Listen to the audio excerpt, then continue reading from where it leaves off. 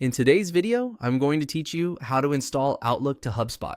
By the end, you'll know exactly where to go inside HubSpot to find the Outlook integration and start the install with confidence. Before we begin, make sure you're signed into your HubSpot account with permission to manage connected apps and that you have access to your Microsoft Outlook or Microsoft 365 email. Using a modern browser and briefly disabling any strict pop-up blockers can help the install flow smoothly. Start in HubSpot's main dashboard. Look toward the top of the screen for the gear icon, which opens Settings. Click that gear. Settings is where HubSpot keeps all of your configuration options, and it's the fastest route to your integrations. Inside Settings, find Connected Apps. This is the hub where you manage integrations you've already added and where you can go to discover new ones. Click Connected Apps. On that page, look for the option to go to the App Marketplace and click it. The Marketplace is the official directory of vetted integrations, so using it helps ensure you're installing the right Outlook connector for HubSpot. Once you're in the Marketplace, use the search bar and type the word Outlook. This filters the results to show the Outlook-related listings.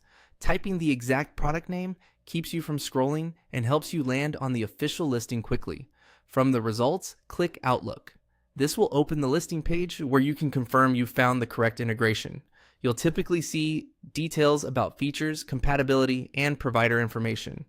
Taking a moment to review this page is helpful if you're working in a regulated environment or need to confirm it supports your specific Outlook setup. When you're ready, click Install. This begins the guided setup.